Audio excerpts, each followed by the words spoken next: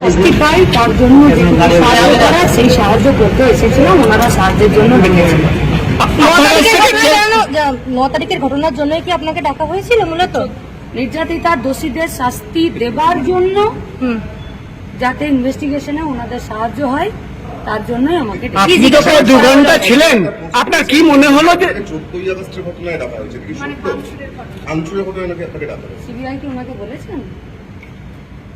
দিদি আপনি তো সিবিআই আমাদের একটাই কথা, এই গোটা পশ্চিমবঙ্গে এই ধরনের অন্যায় এবং অপরাধ এটা খুবই নৃশংস এবং নারকীয়, এবং তাকে চাপা দেওয়ার প্রচন্ড রকম চেষ্টা, তার সাথে আন্দোলনকারীদের দমনপীড়ন, আন্দোলনকারীদেরকে দমনপীড়ন করা, অপরাধীদেরকে আড়াল করার চেষ্টা করা, এই কোনোটাই সফল হবে না। তার জন্য এই লড়াইটা যেভাবে রাস্তায় চলছিল রাস্তায় চলবে। মিথ্যে মামলা দিয়ে, হামলা করে, টাকার গামলা ব্যবহার করে এরা প্রতিবাদীদেরকে রাস্তা থেকে সরাতে পারবে না। দিদি আপনি লড়াই চলবে, নির্যাতিতা দোষীদেরকে শাস্তি দিতে হবে, সেই হিসাবেই লড়াইটা চলবে। দিদি আপনি তো তদন্তকারীদের সঙ্গে কথা বলে বেরোলেন, আপনার কি মনে হয় তদন্ত সঠিক দিশায় এগোচ্ছে, মানে ঠিকঠাক হচ্ছে? সঠিক দিশায় এগোনোর জন্যই আমাদের পার্টির যেটুকু, যার জন্য আমাকে ডাকা হয়েছিল, সেই খাতে আমাদের যা করার আমরা করেছি, সহযোগিতা করেছি। গোটা রাজ্যের মানুষ, দেশের মানুষ তো চাইছে এই ধরনের নারকীয় নৃশংস যে ঘটনা, একটা সেফেস্ট প্লেসে একজন ডাক্তার তার নিজের এলাকাতে, তার নিজের বাড়িতে, তার নিজের হসপিটালে, তার নিজের ডিপার্টমেন্টে সে খুন হয়ে যাবে আর সবাই চুপচাপ বসে থাকবে, তো কোনোদিন হতে পারে না। তার বিরুদ্ধে লড়াইটা চলছে গোটা রাজ্যের। এদিকে ডাক্তারবাবুরাও লড়ছেন, তাদেরও শুনছি নাকি তাদেরও টেন্ট ফেন্ট খুলে দেওয়ার ব্যবস্থা চেষ্টা করছেন। আমরা এখান থেকে পরিষ্কার বলছি, যদি একটাও হাত পড়ে গোটা রাজ্যের মানুষ কিন্তু ছেড়ে দেবে না। যারা প্রতিবাদীদের উপরে আক্রমণ করছেন তারা কিন্তু নিজেরা বুঝে শুনে এই কাজটা করবেন। আজকে সকালে দেখা গেল যে ট্রিপল খুলে দেওয়া হচ্ছে, পাখা খুলে দেওয়া হচ্ছে। অবশ্যই আসবো, নির্যাতিতা দোষীদের শাস্তি চাই, সেই শাস্তি দেওয়াতে যদি তদন্তের কোনো কাজে কোনো সাহায্য আমাদেরকে করতে হয় আমরা করব, এবং ডে 1 থেকে আমরা এই দাবিতে রাস্তাতেও রয়েছি।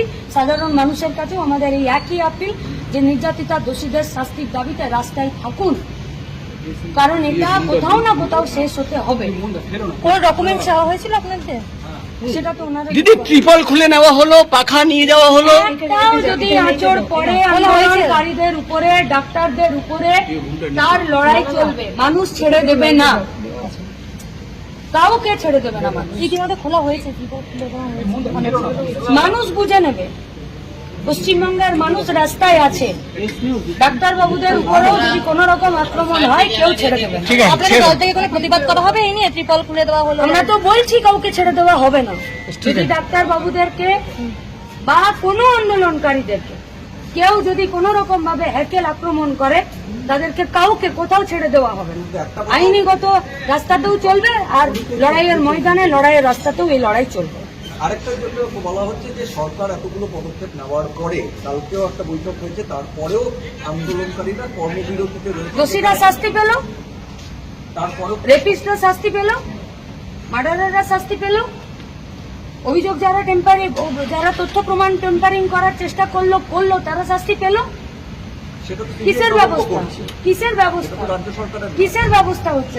তাহলে ব্যবস্থাটা কিসের হচ্ছে? কোন সমাধানের পথে এগোচ্ছে? অভিযোগ টেম্পারিং, তথ্য প্রমাণ টেম্পারিং কারা করলো? রাজ্য পুলিশ করেনি? হসপিটাল থেকে শুরু করে তারা করছে না? কোন দিকে এগোচ্ছে? কারা আটকাচ্ছে দোষীদেরকে শাস্তি পাওয়ার থেকে? কাদের ভয় লাগছে? কারা ভয় পাচ্ছে? কারা আন্দোলনকারীদেরকে পুলিশে সমন পাঠাচ্ছে, অ্যারেস্ট করে নিচ্ছে, মারছে, ধরছে? কারা? আচ্ছা, তাহলে কি এটা অনির্দিষ্টকালীন কর্মবিরতি, এটা কি চলতে পারে? কি মনে করছেন? ডাক্তারবাবুরা সিদ্ধান্ত নেবেন। গোটা পশ্চিমবঙ্গের কোন রোগী বলেছেন কি যে আমরা ট্রিটমেন্ট পাচ্ছি না? পশ্চিমবঙ্গ সরকারের 2018-র পর থেকে হেলথ ডিপার্টমেন্টের কোনো ডেটা আছে? সুপ্রিম কোর্টে তো বলছে জয়েন করতে হবে। পশ্চিমবঙ্গের হেলথ ডিপার্টমেন্টের মন্ত্রীর তাদের যে ওয়েবসাইট আছে, তাদের যে ডেটা সেন্টার আছে, সেখান থেকে 2018-র পর থেকে কোনো ডেটা আপলোডেড হচ্ছে?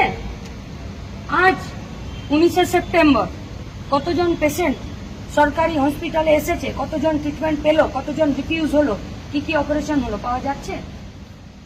কে দিচ্ছে তথ্য? কিন্তু সুপ্রিম কোর্টে গিয়ে তো রাজ্য সরকারই বলছে যে কয়েক লক্ষ মানুষ ট্রিটমেন্ট পায়নি, 29 জন মারা গেছে। কি ডেটা? ডাক্তারবাবুরা লড়াইয়ের আন্দোলনের পথে যা সিদ্ধান্ত নেবেন সেটা তাদের সিদ্ধান্ত।